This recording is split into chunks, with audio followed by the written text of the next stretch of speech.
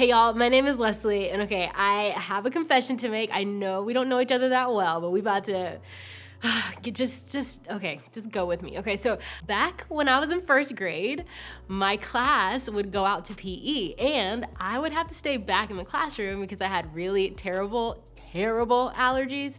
And I think my first grade teacher, Miss Dupriest, hey girl, felt bad for me because she always would give me like an extra responsibility right before the class headed to recess. And I was fine not going outside, y'all. I was totally fine, but she didn't need to know that, right? So I enjoyed the privilege of having something extra, like that little bit of extra power in the classroom, even if no one else was there.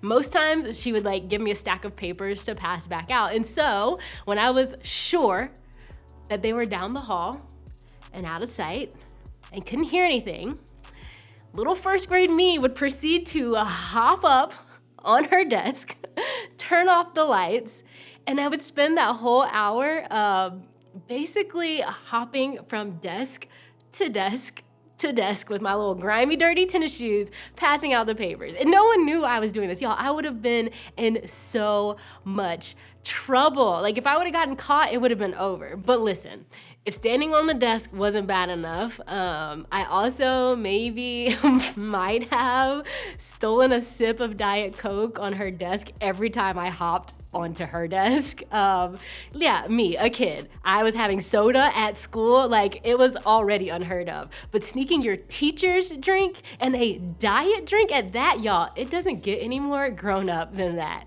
You see, I was powerful simply for the fact that my teacher asked me in front of the whole class every day to pass out the papers while they were gone, signaling that I was special, right? In my mind, she was basically saying to them, she would never trust none of these little bad kids in there for an hour by themselves. So yeah, I was bestowed the honor of being the most trusted kid in my class.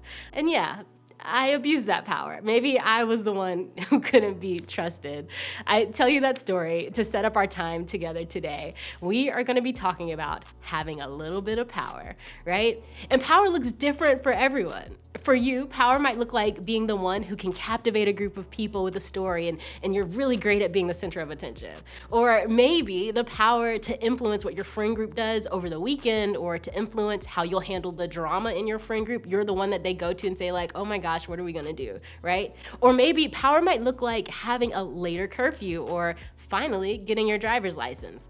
Or maybe you have an idea of the kind of power you want, you just don't have that power yet. Like, think about it for a second. Maybe you dreamt of being captain of your sports team. Maybe you wanted to be the first chair in the band. Maybe you thought about running for president of student council. Maybe you're a freshman or a sophomore and you can't imagine what it's gonna be like when you get to be an upperclassman. Or maybe you took the risk and you applied to be the manager for your shift at McDonald's. That was me at one point. But the idea of being in a place of power or authority, which is just someone who has more power than you do, it can be exciting. It can make us feel important, respected, or even a little bit intimidating to others. Having power gives us a sense of having a little bit of control. And who doesn't want that, right? If we're honest with ourselves, we'd all like to feel powerful because it puts us in control or above someone else. But if you have ever been in a place of power, you know that it doesn't always go the way you imagine, right? Like, even if you have some power, there's always someone else who has more, like your parent or your coach or your teacher. I mean, the other thing is like, maybe you aren't even sure what to do once you get the power. You spend so much time looking forward to it, it actually shows up and you're like, great, what do I do, right? Or maybe the other thing about power is it isn't always as great as you think it's gonna be, right? And that leaves us with some complicated feelings about power and about the people who have it and about the people who don't. About why we want it and what to do with it when we have it, and maybe we feel like it just never quite turns out the way we think it should. In other words, competing for and then gaining power can get complicated. So what do we do about it? Y'all, we're gonna talk about it. So power and authority have been around from the beginning. And it wasn't designed to be as complicated as it sometimes feels, right? The opening part of the Bible is called Genesis, or Origin, fun fact, right? This book of origins, who people believe was written by Moses, is about the creation of all things, including human beings. And in it, he writes something incredibly important when it comes to our idea of authority or power. Then God said, Let us make mankind in our image, in our likeness, so that they may rule over the fish in the sea and the birds in the sky, over the livestock and over the wild animals, and over all the creatures that move along the ground. That line, did you catch it? It said, so that they may rule.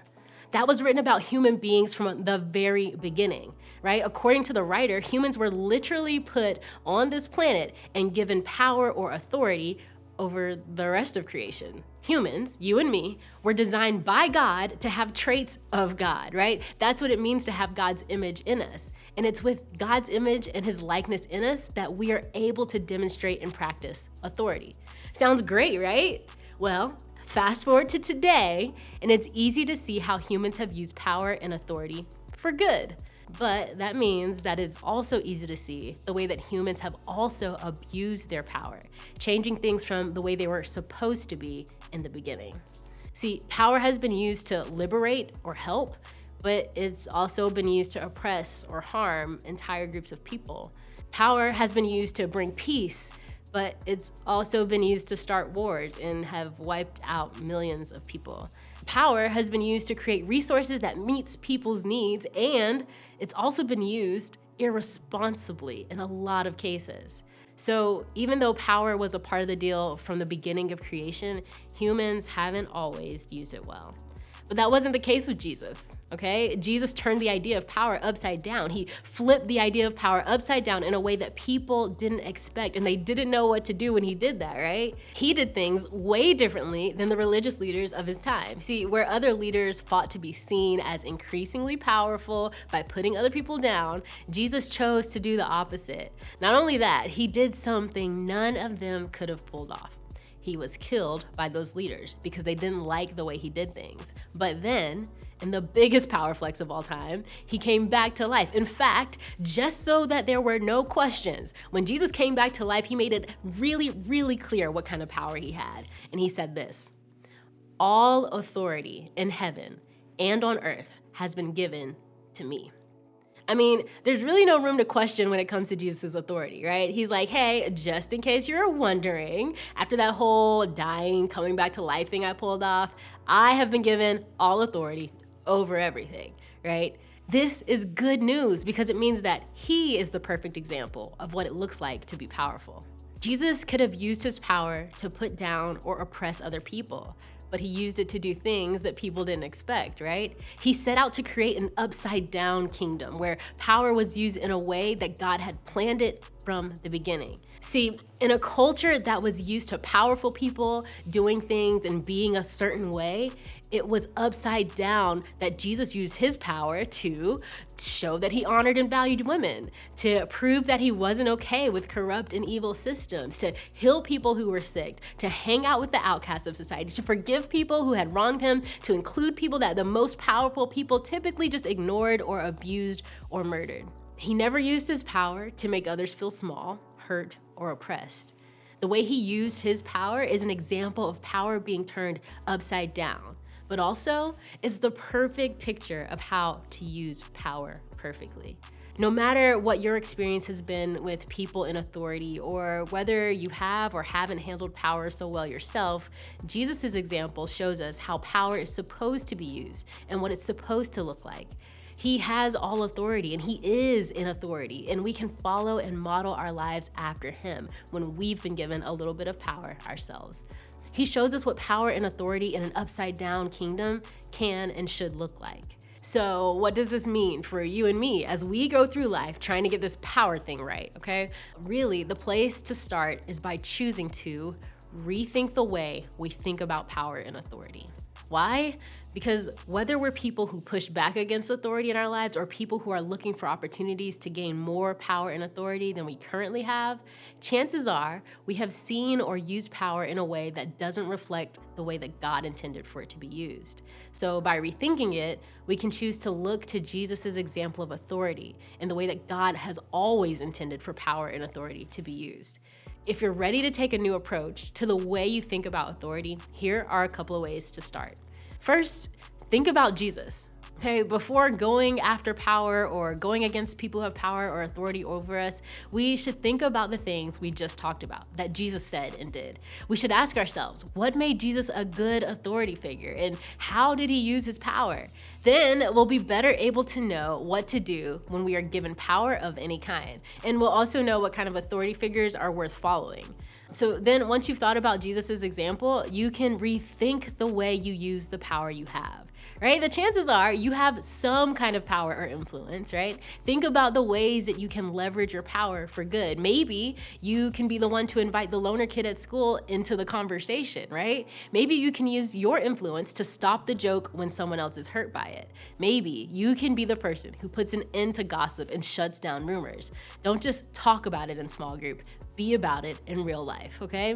The next thing you can do is rethink about the authority figures in your life, right? Take some time to think about the coaches, the teachers, the parents, your small group leaders, your bosses, and whoever else may seem to have some kind of power in your life. Maybe you love the way they use their power, and maybe you don't. Either way, learn to look for the good. Look for the positive things in who they are and the ways they use the authority they have.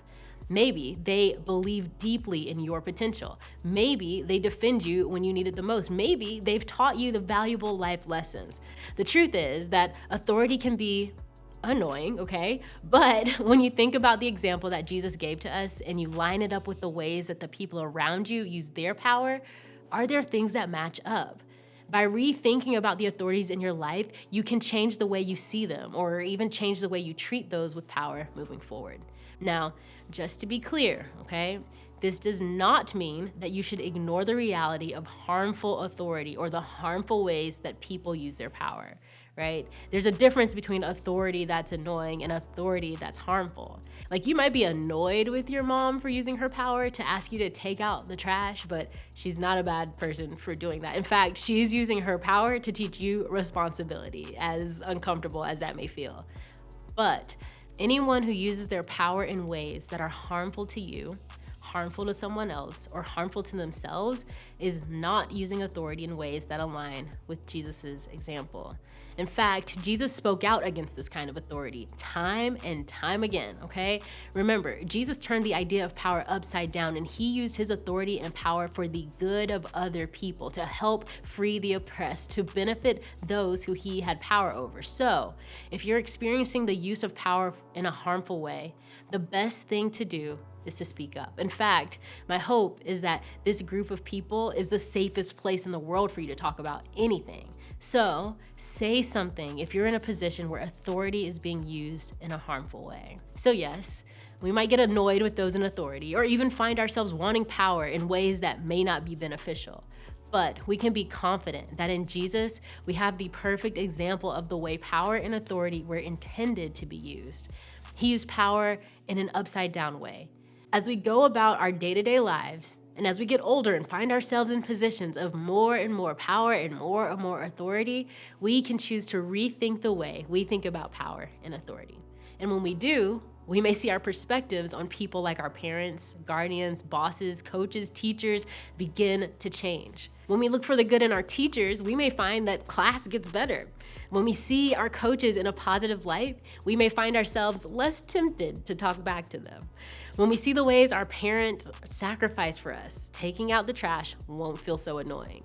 The way you think about authority can actually change how you experience authority and how people in authority interact with you. Plus, we'll have a better picture of what good authority is supposed to be like when we're in positions of authority and power someday. So why not start to rethink the way you think about authority and power today? As you head to small group today, think about your answer to this question. When you think about power, what's the first thing that comes to mind? Have a good week.